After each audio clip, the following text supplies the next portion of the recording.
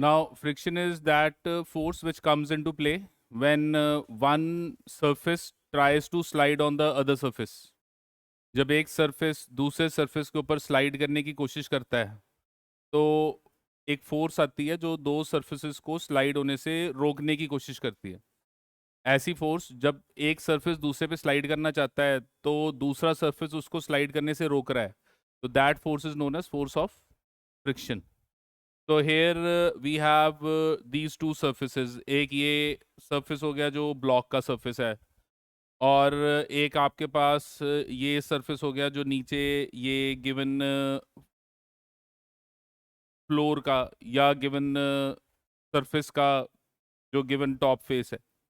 अब ये दोनों देखो फेसेस एक दूसरे को टच कर रहे हैं। आपने क्या किया, आपने यहाँ पे एक फोर्स अप्लाई की। तो जब आपने ये फोर्स अप्लाई की तो आप क्या नोटिस करोगे कि ये जो आपके पास गिवन लोअर सरफेस है, ये लोअर सरफेस क्या करेगा, ये लोअर सरफेस ऐसे स्लाइड करने की कोशिश करेगा। ये देखो ये आपके सरफेस के ऊपर ऐसे स्लाइड करेगा, और जब ये स्लाइड करेगा तो ये जो गिवन लोअर सरफेस है ये इसको आगे जाने से रोकेगा। And this is known as what, this is known as force of friction. The force of friction is that force which comes into play when two surfaces in contact try to slide over each other. And this force always acts opposite to the motion of the given surfaces in contact. जिधर को surface जाने की कोशिश करेगा, ये force उसके opposite लगेगी। तो हमारे पास देखो, अगर ये मेरे पास ये given block है और मैं इस given block को study करता हूँ, तो ये जो ब्लॉक है, इस ब्लॉक के ऊपर जो फोर्सेस लग रही हैं वो कौन कौन सी फोर्सेस हैं? One is the weight of the block, another is the normal reaction. आपने यहाँ पे इसको आगे मूव करने के लिए ये कैपिटल एफ फोर्स लगाई। अब जब आप इस पे ये कैपिटल एफ फोर्स लगाओगे तो ये जो इसका नीचे वाला ये सरफेस है, ये आगे जाने की कोशिश करेगा, और जब ये आगे जाने की कोशिश करेगा तो ये जो बॉटम सरफेस है नीचे, ये इसको आगे जाने से रोकेगा। तो यहाँ पर आप क्या नोटिस करोगे कि एक फोर्स डेवलप होगी जिसको हम फोर्स ऑफ फ्रिक्शन कहेंगे। अब ये जो फोर्स डेवलप हो रही है, ये फोर्स क्यों डेवलप हो रही है? What is the reason of this force? तो इसके दो रीजन है। One is your classical physics and another is modern physics. तो हमने डिस्कस किया था कि क्लासिकल फिजिक्स वो फिजिक्स है जो जिसमें हम हर चीज़ को ब्रॉडली स्टडी करते हैं, और मॉडर्न फिजिक्स है जब हम एटॉमिक लेवल पे आके किसी चीज़ को स्टडी करते हैं, तो वो मॉडर्न फिजिक्स है। तो क्लासिकल फिजिक्स के हिसाब से अगर हम देखें तो हम क्या नोटिस करते हैं कि हर सरफेस जब एक दूसरे को ऐसे टच करता है तो उनके अंदर कुछ ना कुछ रफनेस है। तो there is roughness in the surfaces, और वो जो रफनेस होती है उसके कारण क्या होता है कि एक सरफेस के अंदर ऐसे एलिवेशन एंड डिप्रेशंस होते हैं, और जो नीचे वाला सरफेस होगा उसके अंदर भी ऐसे ही एलिवेशंस एंड डिप्रेशंस होंगे। तो अब क्या होगा, ये दोनों सरफेस एक दूसरे के साथ इंटरलॉक हो जाएंगे। तो what we'll observe is that at the point of contact, जहाँ पे ये ऐसे एक दूसरे को टच करेंगे, यहाँ पे देखो ये दो सरफेसेस एक दूसरे को टच कर रहे हैं, तो at the point of contact there will be interlocking.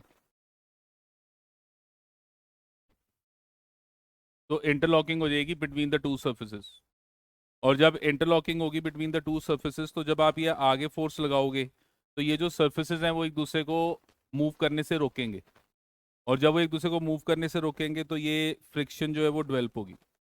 तो फ्रिक्शन क्यों डेवलप हो रही है? क्योंकि दो सर्फेसेस रफ हैं, और रफनेस के कारण उनके अंदर एलिवेशंस और डिप्रेशंस हैं, और वो एलिवेशंस और डिप्रेशंस जो हैं वो एक दूसरे में फंस रहे हैं, और फंसने के कारण क्या हो रहा है कि आप जब एक सरफेस को आगे लेके जाना चाहते हो तो दूसरा सरफेस उसको आगे जाने से रोकता है। तो इसका मतलब ये हुआ कि अगर सरफेस स्मूथ है, इफ सरफेस इज स्मूथ, तो फिर there will be no friction. इसका ये मतलब हुआ कि अगर सरफेस स्मूथ होगा तो फ्रिक्शन नहीं होगी। क्योंकि इंटरलॉकिंग नहीं होगी। इंटरलॉकिंग तब होगी जब रफनेस है। तो ये हमारी जो गिवन कंसेप्ट है, this is from your classical physics point of view. Classical physics में आप हर चीज़ को ब्रॉड वे में स्टडी करते हो, पर मॉडर्न फिजिक्स में क्या होता है कि हम हर चीज़ को एटॉमिक लेवल पे आके पढ़ते हैं। अब ये जो चीज़ है कि स्मूथ सरफेस है, फ्रिक्शन ज़ीरो है, ये किसी एक हद तक तो ठीक है, लेकिन हमने फिर आगे नोटिस किया कि अगर मेरे पास एक स्मूथ मेटल का सरफेस है। अब मेटल को तो आप 100% स्मूथ कर सकते हो। तो मेरे पास एक स्मूथ मेटल का सरफेस है, लेटे से ये आयरन का बना हुआ सरफेस है, और इसके ऊपर मैंने एक और ब्लॉक रख दिया, and this is your iron block. और ये जो आयरन ब्लॉक है इसका भी सरफेस स्मूथ है। अब यहाँ पे 100% स्मूथनेस है, यहाँ पे कोई रफनेस नहीं है। और हमने क्या नोटिस किया कि जब हम इसको आगे फोर्स लगाएंगे तो ये ब्लॉक बहुत मुश्किल से आगे जाएगा। तो स्मूथनेस होते हुए भी फ्रिक्शन आ रही है। तो हमने ये नोटिस किया कि अगर एक मेटल है उसको मैं पूरी तरह 100% स्मूथ कर दूं, और 100% स्मूथ करके उसके ऊपर मैं एक और मेटल का पीस रखूं जो भी स्मूथ है, क्योंकि आप मेटल को पॉलिश कर सकते हो, आप मेटल को पॉलिश करके उसका सरफेस बिल्कुल स्मूथ कर सकते हो। तो मैंने ये दो सरफेस स्मूथ कर दिए और एक ब्लॉक को इस सरफेस पे रख दिया। अब जब मैं यहाँ पे फोर्स लगाता हूँ तो हमने नोटिस किया है, क्या नोटिस किया कि इस केस में इसको आगे मूव करने के टाइम फ्रिक्शन एक्ट करती है, और इसको आगे मूव करना बहुत डिफिकल्ट होता है। तो अब ऐसे क्यों हो रहा है? तो मॉडर्न फिजिक्स ने इस चीज़ को एक्सप्लेन किया है। मॉडर्न फिजिक्स कहता है कि हर सब्सटेंस एटम्स का बना हुआ है, और यहाँ पे क्या हो रहा है कि ये जो आपका गिवन आयरन का जो ऊपर ब्लॉक है उसके जो एटम्स हैं वो नीचे जो आपका सरफेस है उसके एटम्स को अपनी तरफ अट्रैक्ट कर रहे हैं। आपने पढ़ा हुआ है केमिस्ट्री में वैन डर वाल forces of attraction. Van der वाल फोर्स ऑफ अट्रैक्शन क्या होता है कि एटम्स एक दूसरे को अपनी तरफ खींचते हैं, अट्रैक्ट करते हैं। और ये जो वैन डर वाल फोर्सेज है वो हर केस में होती हैं। मतलब एक एटम दूसरे एटम को हमेशा अपनी तरफ क्या करेगा, अट्रैक्ट करेगा। तो यहाँ पे आप क्या नोटिस कर रहे हो कि ये वाली जो जगह है, ये जो जगह है, यहाँ पे जो ऊपर वाला आपका गिवन बॉडी है और नीचे वाला जो सरफेस है, उन दोनों के एटम्स एक दूसरे को अपनी तरफ क्या कर रहे हैं, अट्रैक्ट। और जितना ज़्यादा वो अट्रैक्टिव फोर्स होगी उतना इस सरफेस को आगे लेके जाना मुश्किल हो जाएगा, उतनी ज़्यादा यहाँ पे फ्रिक्शन हो जाएगी। And this attraction between the two atoms of different surfaces is known as cold weld. इसको हम कोल्ड वेल्ड कहते हैं। What do mean by cold weld? It is the force of attraction between the atoms of two different surfaces in contact. तो ये force of attraction है between the atoms of two surfaces in contact. तो दो surfaces जो एक दूसरे को touch कर रहे हैं, उनके जो एटम्स हैं, उन एटम्स के बीच में जो फोर्स ऑफ अट्रैक्शन लग रही है उसके कारण ये कोल्ड वेल्ड्स बन रहे हैं। अब अगर ऊपर भी आयरन है नीचे भी आयरन है, तो देखो अगर दोनों आयरन आयरन है तो वो उनके एटम्स में बहुत स्ट्रांग अट्रैक्टिव फोर्स बनेगी। तो जो हमने ये नोटिस किया डेली लाइफ में कि एक आयरन का ब्लॉक है और एक नीचे आयरन का सरफेस है, दोनों को मैंने क्या किया, परफेक्टली स्मूथ और रख दिया। और मैंने जब ब्लॉक को मूव करने की कोशिश की तो मैंने क्या नोटिस किया कि वो ब्लॉक आगे जा नहीं रहा, फ्रिक्शन है। अब 100% स्मूथनेस पे भी क्यों फ्रिक्शन है? क्योंकि देखो अब स्मूथनेस से क्या हो रहा है, दोनों सर्फेसेस पूरा अच्छी तरह से टच कर रहे हैं और दोनों के एटम्स एक दूसरे को क्या कर रहे हैं, अट्रैक्ट कर रहे हैं। इससे क्या हो रहा है कि एक सरफेस दूसरे सरफेस को आगे जाने से रोक रहा है। तो ये दोनों ही रीजन करेक्ट हैं, लेकिन अपनी अपनी जगह पर ये एप्लीकेबल है। तो पहला जो फ्रिक्शन है वो रफनेस के कारण है ड्यू टू इंटरलॉकिंग, और स्मूथनेस पे फ्रिक्शन जीरो होनी चाहिए इस कंसेप्ट के हिसाब से।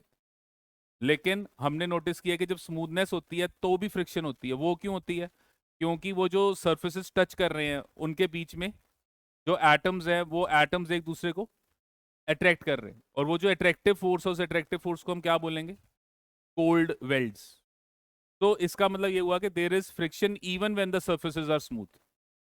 तो अगर हमें 1 मार्क का क्वेश्चन आ जाए कि सर्फेसेस स्मूथ है तो इसका क्या मतलब है कि फ्रिक्शन नहीं होगी? तो उसका आंसर है कि नहीं, फ्रिक्शन होगी। क्यों होगी?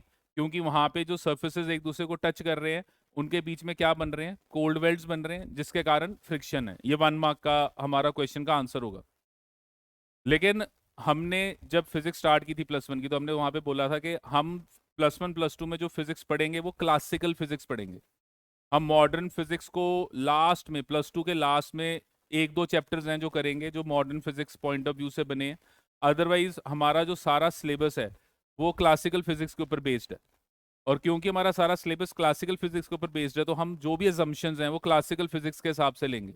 तो जब न्यूमेरिकल सॉल्व करेंगे, तो न्यूमेरिकल में अगर कह दिया कि सरफेस स्मूथ है, तो हम क्या मान के चलेंगे, फ्रिक्शन 0 है। तो in numericals if surface is smooth, in numericals if surface is smooth, then the friction is 0। But ये साथ में याद रखना है कि अगर 1 मार्क का क्वेश्चन आ गया कि सरफेस स्मूथ है तो इसका मतलब फ्रिक्शन नहीं है, तो इसका आंसर ये नहीं कहना कि हाँ फ्रिक्शन नहीं है। इसका आंसर है कि फ्रिक्शन है। क्यों है? क्योंकि स्मूथ सर्फेसेस में जब सर्फेसेस एक दूसरे को टच कर रहे हैं, तो एक सरफेस का एटम दूसरे सरफेस के एटम को अपनी तरफ क्या कर रहा है, अट्रैक्ट कर रहा है, जिसको हम कोल्ड वेल्ड कहते हैं। और वो जो कोल्ड वेल्ड है उसके कारण आप क्या नोटिस कर रहे हो, फ्रिक्शन नोटिस कर रहे हो। हाँ जी, क्लियर है ये बात? तो अब हमारे पास जब हम इस फ्रिक्शन को स्टडी कर रहे हैं, तो हम क्या नोटिस करते हैं कि ये जो फ्रिक्शन है ये 3 टाइप्स की है। तो when we study friction, we observe that we have 3 types of friction. Now, first type is static friction. Now, what do you mean by static friction? Static friction is that friction which comes into play when the surface is trying to slide but is not actually sliding. मतलब surface कोशिश कर रहा है कि वो आगे जाए, पर वो आगे जा नहीं पा रहा। तो this friction comes into play when the body is at rest. तो ये फ्रिक्शन कब आएगी? This friction comes into play when your body is at rest and the body is trying to slide on the surface. So body is at rest and is trying to slide. तो try कर रही है पर slide हो नहीं रहा। तो that is your static friction. तो यहाँ पे देखो, आपने क्या किया, आपने ये गिवन कैपिटल F फोर्स लगाई। आप इस कैपिटल F फोर्स, जैसे आपने यहाँ पे ये 5 न्यूटन फोर्स लगा दी। अब देखो ये बॉडी है, सपोज ये बॉडी 10 kg बॉडी है। तो ये जो 10 kg, ये आपके पास कितना हो जाएगा, 100 Newton. Downward force upward force को बैलेंस कर देगा। तो अगर डाउनवर्ड फोर्स अपवर्ड फोर्स को बैलेंस कर देगा, तो आर किसके इक्वल हो जाएगा, mg। तो फिर आपका आर भी कितना आ गया, 100 न्यूटन। तो ये अपवर्ड डाउनवर्ड फोर्स तो बैलेंस होगी।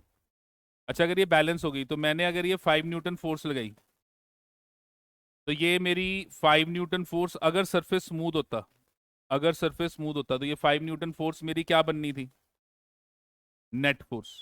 और ये नेट फोर्स क्या बन जाना था, मास इनटू एक्सेलरेशन। और यहाँ पे नेट फोर्स होगी 5, मास आपने जो लिया वो 10, तो आपकी जो एक्सेलरेशन आनी थी वो कितनी आनी थी, 1/2 मीटर पर सेकेंड के। पर अब ये जो सरफेस है, ये सरफेस स्मूथ नहीं है। ये जो सरफेस है, ये सरफेस हमने जो लिया ये क्या है, रफ। तो रफ सरफेस होने से क्या हुआ कि यहाँ पे क्या आ गई, फ्रिक्शन।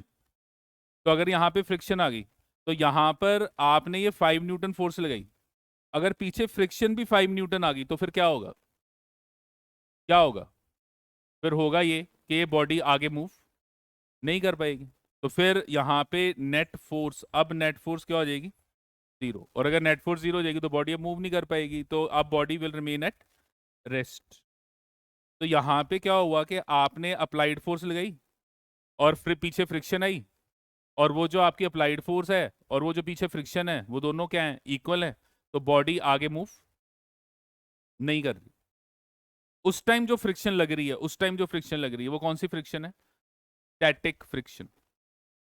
आपने 5 न्यूटन का लेटे से 6 न्यूटन कर दिया, बॉडी अभी भी मूव नहीं कर रही। इसका क्या मतलब है, इसका मतलब है कि पीछे फ्रिक्शन 6 न्यूटन होगी। आपने इसको 8 न्यूटन कर दिया, बॉडी अभी भी मूव नहीं कर रही, इसका क्या मतलब है? इसका मतलब है कि ये फ्रिक्शन अब कितनी होगी? 8 न्यूटन। तो ये जो स्टैटिक फ्रिक्शन होती है ये सेल्फ एडजस्टिंग इन नेचर होती है। सेल्फ एडजस्टिंग का मतलब अभी देखो आपने आगे 8 न्यूटन लगाया, पीछे फ्रिक्शन कितनी है? 8 न्यूटन। आप थक गए, आप गए यार बस हो गई, बस हो गया, आपने यहाँ पे 2 न्यूटन कर दिया, तो पीछे फ्रिक्शन अब 8 नहीं रहेगी। ऐसे नहीं होगा कि आपने बॉडी को खींचा, बॉडी पीछे चलेगी, ऐसे नहीं होगा। क्या होता है ऐसे?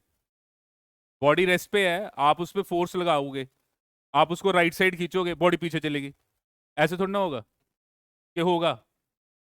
तो यहां पे आप जब फोर्स लगा रहे हो 2 न्यूटन, तो फ्रिक्शन भी पीछे अब 8 से कम होके कितनी हो जाएगी?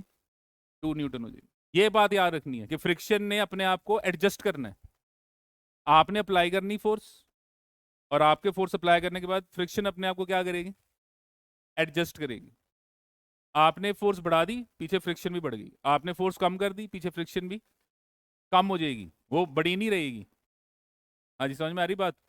और ये जो आपकी फ्रिक्शन है, इस फ्रिक्शन को हम क्या बोलते हैं? Static friction. ये वो फ्रिक्शन है जो बॉडी में आती है जब बॉडी स्लाइड तो करना चाहती है पर स्लाइड कर नहीं पा रही। और वो इसलिए नहीं कर पा रही क्योंकि जितनी आप फोर्स लगा रहे हो उतनी ही फ्रिक्शन डेवलप हो रही है। आप जितनी फोर्स लगा रहे हो उतनी ही फ्रिक्शन डेवलप हो रही है, इसलिए ऐसे हो रहा है। तो here what we notice is that your static friction is self adjusting in nature. So static friction is self adjusting in nature. Self adjusting in nature का क्या मतलब है? सेल्फ एडजस्टिंग इन नेचर का मतलब है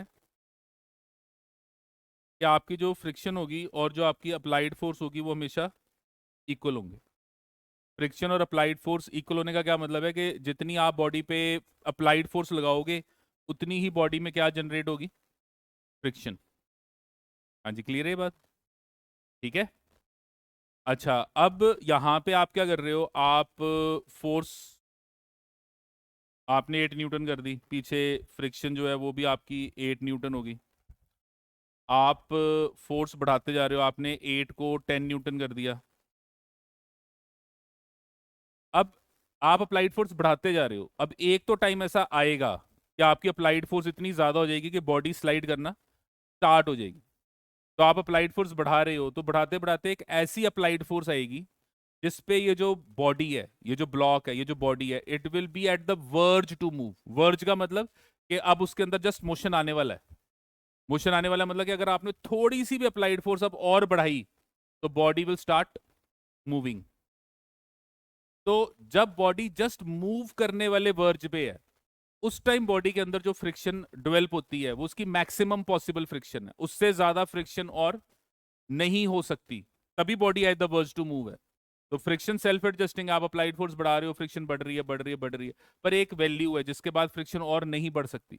और अगर वो फ्रिक्शन उस वैल्यू के बाद नहीं बढ़ सकती तो वो जो मैक्सिमम वैल्यू ऑफ फ्रिक्शन है जिसके बाद वो और नहीं बढ़ सकती, that is known as limiting friction. तो क्या कहते हैं?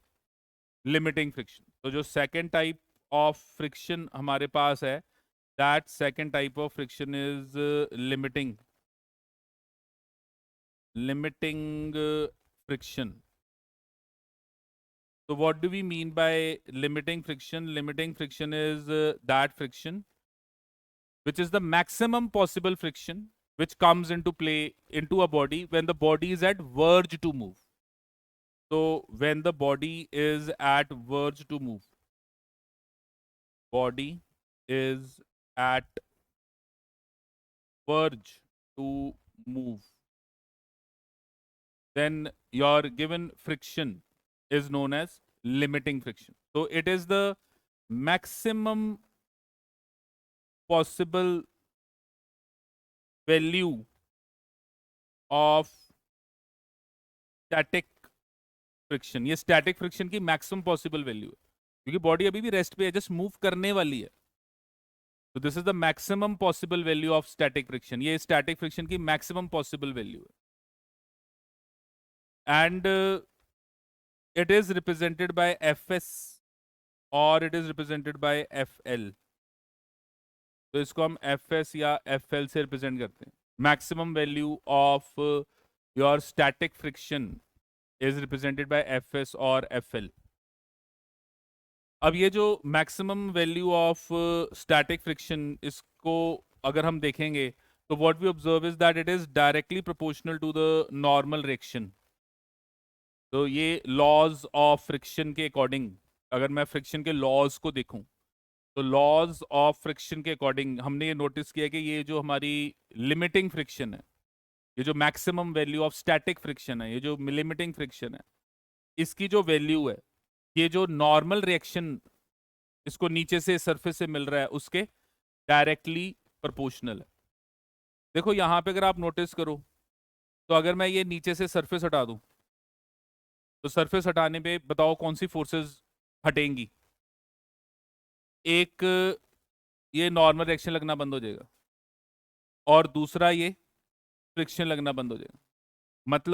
मतलब कहने का कि अगर आप ध्यान से नोटिस करो तो नीचे वाला सरफेस के कारण ही नॉर्मल रिएक्शन है और नीचे वाले सरफेस के कारण ही फ्रिक्शन है. और वो जो फ्रिक्शन आ रही है वो नॉर्मल रिएक्शन के कारण आ रही है. अगर नॉर्मल रिएक्शन जीरो होगा तो फ्रिक्शन भी जीरो होगी. नॉर्मल रिएक्शन का मतलब क्या है कि दो सरफेस टच में है. अगर दो सरफेस टच में है, कंटेक्ट में है, तो फिर उनके बीच में एक्शन एंड रिएक्शन होगा. और एक बॉडी ने एक्शन करना है, दूसरी बॉडी ने रिएक्शन देना है. जिस बॉडी ने रिएक्शन दिया वो बॉडी आपको साथ में फ्रिक्शन भी दे रही है. तो वो जो फ्रिक्शन आ रही है वो नॉर्मल रिएक्शन के डायरेक्टली प्रोपोर्शनल है. ये हमने स्टडी किया, ये हमने नोटिस किया, उसके बेसिस पे हमने ये लॉज ऑफ फ्रिक्शन डेवलप किया. According to laws of friction, your limiting value of friction, that is maximum value of friction, is directly proportional to the normal reaction. And when we remove this proportionality, we introduce constant, and that constant is known as your coefficient of static friction. तो ये जो हमारे पास mu, ये जो हमने ऐसे u को ऐसे करके डाल दो तो ये हो गया म्यू, mu. इस सिंबल को हम म्यू कहते हैं. And this mu is what, this is your coefficient of friction.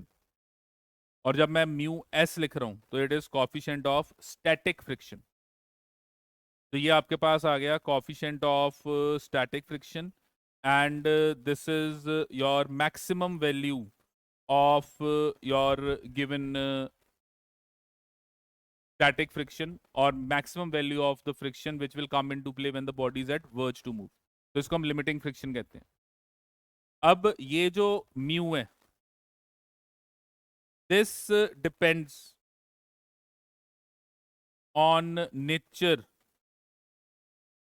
Of surfaces in contact. तो ये जो दो सरफेस एक दूसरे को टच कर रहे हैं, ये दो सरफेस जो एक दूसरे के कंटेक्ट में है, उनके नेचर पे. नेचर का मतलब कि कौन से मटेरियल के बने हुए हैं. जैसे अब आपके पास ऊपर जो ब्लॉक है वो वुड है और नीचे जो सरफेस है वो लेदर है, तो वुड लेदर के सरफेस पे स्लाइड कर रहा है. या ऊपर वुड है, नीचे का जो सरफेस है वो भी वुड है, वुड वुड पे स्लाइड कर रहा है. या ऊपर का सरफेस वुड है और नीचे का सरफेस एक मेटल है, वुड मेटल पे स्लाइड कर रहा है. तो वो जो वुड है वो नीचे जिस सरफेस पे स्लाइड कर रहा है, वो दोनों सरफेसेस अगर बदलेंगे तो ये म्यू भी क्या करेगा, बदलेगा. तो म्यू की वैल्यू वो जो दो सरफेस एक दूसरे को टच कर रहे हैं उन दो सरफेसेस पे डिपेंड करेगी. एंड अगर आप इस म्यू एस को नोटिस करो तो ये आ गया F by R. What is F? Force of friction. What is R? Normal reaction. दोनों फोर्स हैं, तो ऊपर भी फोर्स नीचे भी फोर्स. तो आप क्या नोटिस करोगे कि this particular quantity has no units, it's just a number. तो ये जो म्यू होगा ये जस्ट एक नंबर होगा. तो this mu is just a number and it has no units, और इसकी यूनिट्स नहीं है और ये एक प्योर नंबर है. And for given two surfaces in contact, अब मैंने क्या कहा, it depends on the nature of two surfaces in contact. तो अगर वुड लेदर पे स्लाइड कर रहा है तो अब वुड है और लेदर है, वो स्लाइड कर रहा है, तो जब तक वो वुड और लेदर है तब तक म्यू सेम रहेगा. तो किसी भी क्वेश्चन में जो म्यू होगा वो हमेशा जो दिया है वही रहेगा, क्योंकि वो ब्लॉक एक सरफेस पे स्लाइड कर रहा है, तो वो ब्लॉक और सरफेस का आपको म्यू दे दिया है कि ये म्यू है इस केस का। तो बॉडी तो अब बदलने नहीं वाली, यहाँ पे कोई केमिकल रिएक्शन होके ऊपर वुड का कुछ और तो बनने नहीं वाला, वो वुड ही रहेगा, नीचे सरफेस वही रहेगा। तो जो आपको म्यू दे दिया वो म्यू क्या रहेगा, फिक्स्ड। वो क्या रहेगा, कांस्टेंट। तो यहाँ पे जो म्यू है उसकी वैल्यू कांस्टेंट है for given two surfaces in contact. हाँ, सरफेस बदलोगे तो म्यू क्या करेगा, चेंज होगा। तो अगर दो सर्फेसेस जो टच कर रहे हैं वो बदलेंगे तो म्यू चेंज होगा। जब तक वो सेम है तब तक म्यू विल रिमेन कांस्टेंट। हाँ जी, क्लियरली बात समझ में आई है। तो यहाँ पे जैसे अगर मेरे पास गिवन केस में मुझे दिया हुआ है कि जो मेरा म्यू एस है वो लेट से 0.6 है, सपोज मुझे ये दिया हुआ है, तो maximum value of static friction जो यहाँ पर हो सकती है उसकी वैल्यू क्या होगी, mu s into R. Mu कितना है, 0.6, आर यहाँ पे कितना है, 100। तो इसका मतलब कि यहाँ पे आपकी जो गिवन वैल्यू है वो कितनी आ रही है, 60 न्यूटन। मतलब कि जब तक आपकी अप्लाइड फोर्स 60 न्यूटन नहीं हो जाएगी ये ब्लॉक मूव नहीं करेगा। आपने यहाँ पे 10 कर दिया 10, आपने यहाँ पे 45 न्यूटन कर दिया, ये भी 45 न्यूटन, आपने इसको 60 न्यूटन कर दिया तो यहाँ पे भी क्या आ जाएगा, 60 न्यूटन। और अब जो बॉडी है it is at verge to move. अब बॉडी मूव करने के वर्ज पे है। मूव करने के वर्ज पे मतलब कि अगर अब आपने फोर्स 61 की तो वो पीछे 60 से नहीं अब फ्रिक्शन बढ़ने वाली। अब फ्रिक्शन की वैल्यू 60 से ऊपर नहीं जाएगी। आपकी अप्लाइड फोर्स 61 हो गई है, ऑब्वियसली आपकी अप्लाइड फोर्स अब पीछे फ्रिक्शन को क्रॉस कर गई है। तो अब बॉडी पे क्या लगेगी, नेट फोर्स, और नेट फोर्स लगने से अब बॉडी में क्या आएगा, एक्सेलरेशन, और बॉडी अब आगे जाएगी एक्सेलरेट करके। हाँ जी, बात समझ में आ गई कि कब तक स्टैटिक फ्रिक्शन लगनी है। अब यहाँ पे देखो, जब भी न्यूमेरिकल सॉल्व करने हैं तो सबसे पहले आपको चेक करना पड़ेगा कि बॉडी पे फ्रिक्शन तो लग रही है पर क्या बॉडी मूव कर रही है या नहीं कर रही। वो आपको कैसे पता चलेगा, ये मैक्सिमम फ्रिक्शन निकाल के। आपको पहले मैक्सिमम फ्रिक्शन निकालनी पड़ेगी, देख के फिर पता चलेगा अच्छा ये मैक्सिमम फ्रिक्शन है। अब आपने देख लिया कि मैक्सिमम फ्रिक्शन कितनी है, 60, और मैंने आपको कहा कि बॉडी पे फोर्स लग रही है 45। तो बताओ क्या होगा, बताओ क्या होगा। तो आपने बॉडी पे फोर्स लगाई 45 और मैक्सिमम फ्रिक्शन कितनी है, 60। अब आपको कभी भी एग्जामिनर मैक्सिमम फ्रिक्शन नहीं बताएगा इतनी, आपको निकालनी पड़ेगी खुद। वो आपको देगा क्या, म्यू एस। वो आपको क्या देगा, म्यू एस। आप म्यू एस से एफ एल निकालोगे, आप म्यू एस से निकालोगे कि लिमिटिंग फ्रिक्शन कितनी है, और फिर आप क्वेश्चन को देखोगे कि यार अप्लाइड फोर्स तो 45 है और मैक्सिमम पॉसिबल फ्रिक्शन कितनी है, 60। तो ऑब्वियस सी बात है कि अगर मैं यहाँ पे 60 लिख लूँ, अगर मैं यहाँ पे 60 लिख लूँ तो इसका मतलब मैंने बॉडी पे 45 आगे को लगाई, बॉडी पीछे चलेगी, पीछे ही चलेगी। 60 ज्यादा है 45 से, ऐसे तो होने का नहीं वाला। तो फिर यहाँ पे क्या होगा, ऐसे नहीं होगा। बॉडी क्या करेगी, जितनी अप्लाइड फोर्स है उतनी ही फ्रिक्शन डेवलप कर लेगी, और ये बॉडी किस पे रहेगी, रेस्ट पे रहेगी। हाँ जी, बात समझ में आ गई। आपने अब ये फोर्स कर दी 65 न्यूटन, तो अब क्या होगा, अब मोशन आ गया। क्यों मोशन आ गया, क्योंकि आपकी अप्लाइड फोर्स मैक्सिमम फ्रिक्शन से ज्यादा है, तो अब मोशन आ गया। और जब बॉडी में मोशन आ गया तो फिर बॉडी में जो फ्रिक्शन होगी that friction is known as kinetic friction. तो काइनेटिक फ्रिक्शन ये थर्ड फ्रिक्शन आ गई, और ये जो थर्ड टाइप ऑफ फ्रिक्शन है that comes into play when body is in motion. तो when body is in motion, जब बॉडी मोशन में है तो फिर उस टाइम जो बॉडी पे फ्रिक्शन है उस फ्रिक्शन को हम क्या बोलेंगे, काइनेटिक फ्रिक्शन। एंड ये जो काइनेटिक फ्रिक्शन है इसको हम एफ के से रिप्रेजेंट करेंगे। और ये जो काइनेटिक फ्रिक्शन है ये भी नॉर्मल रिएक्शन पे डिपेंड करता है। काइनेटिक फ्रिक्शन भी किस पे डिपेंड करता है, normal reaction of the body पे। एंड जब मैं यहाँ पे ये प्रोपोर्शनलिटी हटाऊंगा तो हम कांस्टेंट इंट्रोड्यूस करेंगे, and that constant is your coefficient of kinetic friction. तो जो फर्क पड़ेगा वो म्यू में फर्क पड़ेगा। लिमिटिंग फ्रिक्शन और काइनेटिक फ्रिक्शन में जो फर्क है वो किसका फर्क है, कोएफिशिएंट ऑफ फ्रिक्शन का फर्क है। लिमिटिंग फ्रिक्शन में mu S is the coefficient of friction, और काइनेटिक में म्यू के is the coefficient of friction. तो दोनों में फ्रिक्शन डिपेंड तो नॉर्मल रिएक्शन पे ही कर रही है, क्योंकि जो नॉर्मल रिएक्शन है उसी के कारण फ्रिक्शन आ रही है। दोनों में फ्रिक्शन नॉर्मल रिएक्शन के कारण डिपेंड कर रही है, लेकिन फर्क सिर्फ ये म्यू का है। और हमने क्या नोटिस किया कि जो म्यू के है that is less than mu S, और अगर म्यू के म्यू एस से कम है तो इसका मतलब काइनेटिक फ्रिक्शन की वैल्यू लिमिटिंग फ्रिक्शन से हमेशा कम होगी। तो इसका मतलब ये हुआ कि जब बॉडी मूव करने लगेगी तो आप क्या नोटिस करोगे कि बॉडी में फ्रिक्शन थोड़ी सी डाउन हो जाएगी। वो डाउन इसलिए होगी, देखो मूव तब तक नहीं करेगी जब तक मैक्सिमम फ्रिक्शन नहीं आती। मैक्सिमम फ्रिक्शन मतलब लिमिटिंग। अब लिमिटिंग फ्रिक्शन आने के बाद आपकी अप्लाइड फोर्स क्रॉस हो गई लिमिटिंग को, तो बॉडी में मोशन आ गया।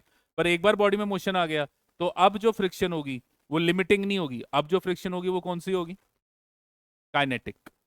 और काइनेटिक की वैल्यू हमेशा लिमिटिंग से थोड़ी कम होगी।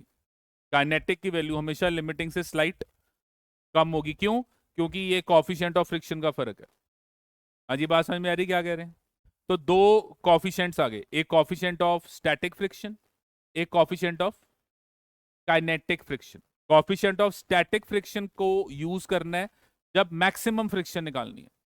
कॉफिशिएंट ऑफ काइनेटिक फ्रिक्शन को यूज करना है जब काइनेटिक फ्रिक्शन निकालनी है, वो फ्रिक्शन निकालनी है जो अब बॉडी में है।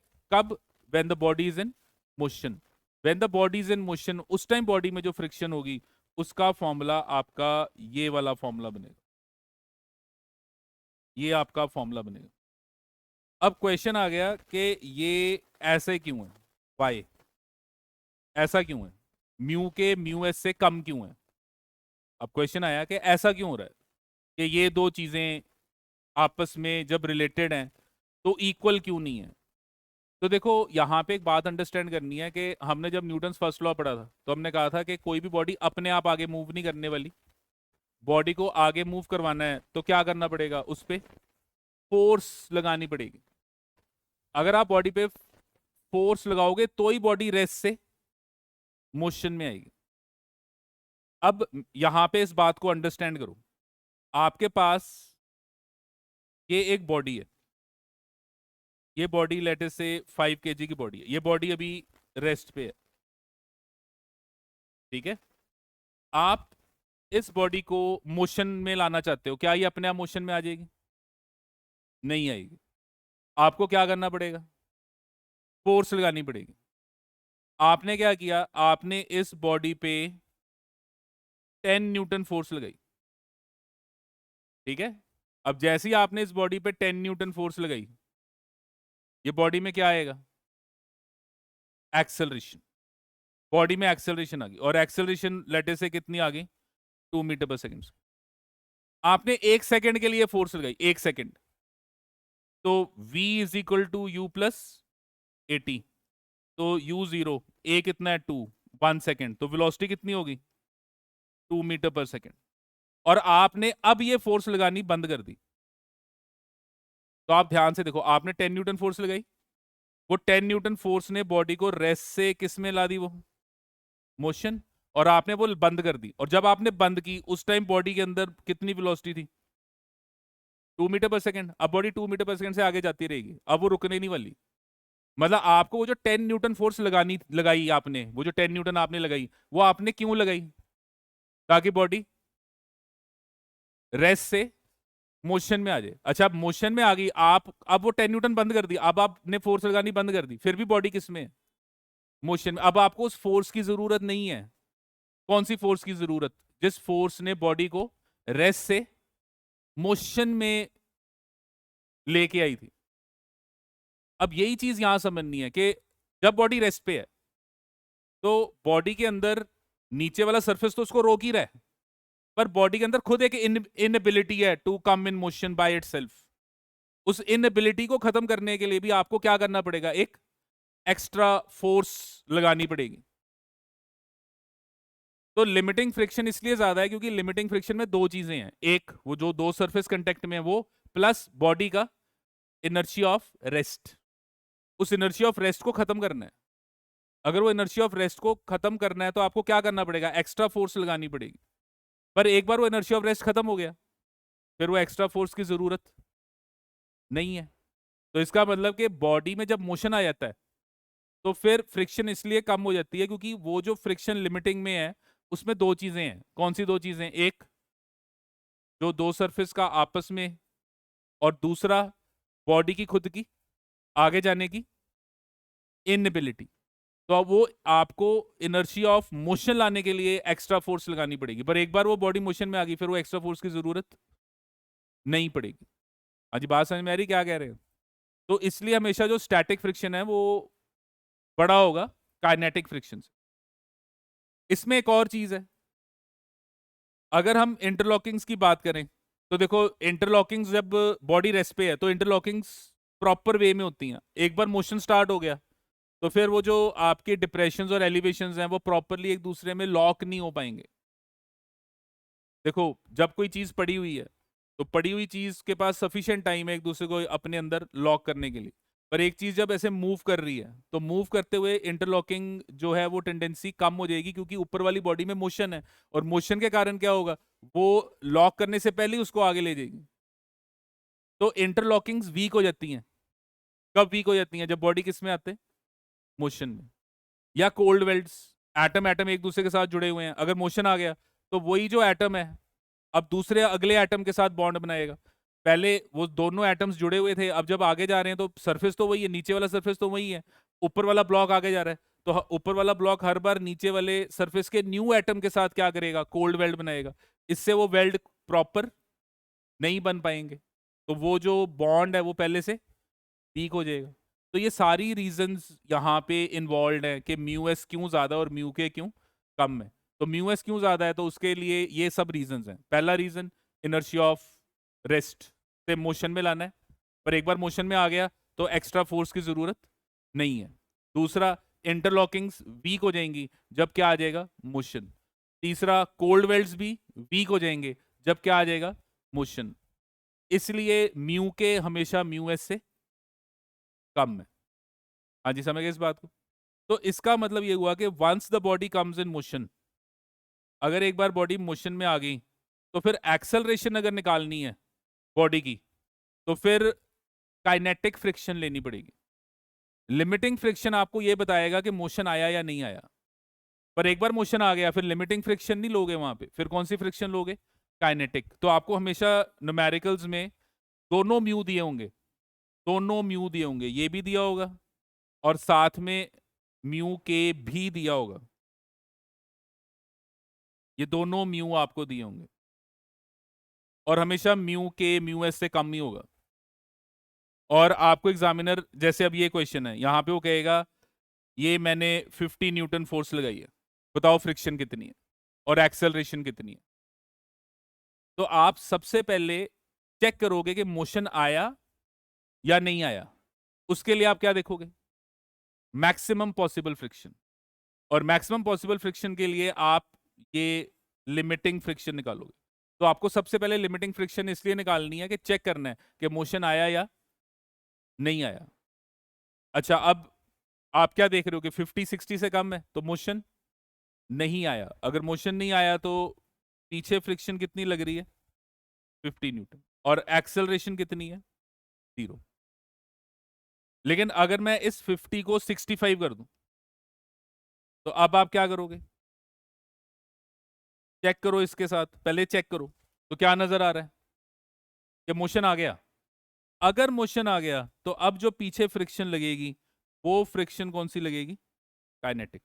और काइनेटिक फ्रिक्शन की अगर आपने वैल्यू निकालनी है तो kinetic friction will be equal to mu के इंटू आर, मतलब 0.5 इंटू 100। जैसे क्वेश्चन में 0.5 दिया हुआ है तो ये म्यू के की वैल्यू आपको 0.5 दी हुई है, तो 0.5 इंटू 100, तो ये 0.5 इंटू 100, देखो ये वैल्यू कितनी आ गई, 50 न्यूटन। तो पीछे कितनी फोर्स लग रही है, 50। और अब आप एक्सेलरेशन कैसे निकालोगे, mass into acceleration, forward force minus backward force. तो आपकी जो एक्सेलरेशन है वो कितनी आ गई, 1.5 मीटर पर सेकेंड के। हाँ जी, समझ में आया क्या कह रहे हैं? तो जब भी पढ़ना है फ्रिक्शन को तो ये ध्यान में देख के ये तीनों टाइप्स याद रखनी है कि एक स्टैटिक फ्रिक्शन होती है, एक लिमिटिंग फ्रिक्शन होती है और एक काइनेटिक फ्रिक्शन है। और आपको क्वेश्चन में एग्जामिनर कभी नहीं बताएगा कि कौन सी फ्रिक्शन लग रही है, वो आपको सिर्फ दो चीजें देगा, म्यू एस और म्यू के, और साथ में वो फिगर होगी जिसमें आपको पता चलेगा कि कौन सी फोर्स अप्लाइड है जिसके कारण मोशन है। फिर आप देखोगे कि अच्छा बॉडी किधर को जा रही है, जिधर को बॉडी जा रही है फ्रिक्शन उसके ऑपोजिट। फिर आप देखोगे कि यहाँ पे जो फ्रिक्शन है वो मैक्सिमम कितनी लग सकती है, वो लिमिटिंग। फिर देखोगे कि अप्लाइड फोर्स कितनी लग रही है, अगर अप्लाइड फोर्स मैक्सिमम से कम है तो बॉडी इज एट रेस्ट, अगर अप्लाइड फोर्स मैक्सिमम को क्रॉस कर गई तो body is in motion. But if body is in motion तो फिर लिमिटिंग फ्रिक्शन नहीं लेनी, फिर कौन सी फ्रिक्शन लेनी है, काइनेटिक फ्रिक्शन। हाँ जी ठीक है।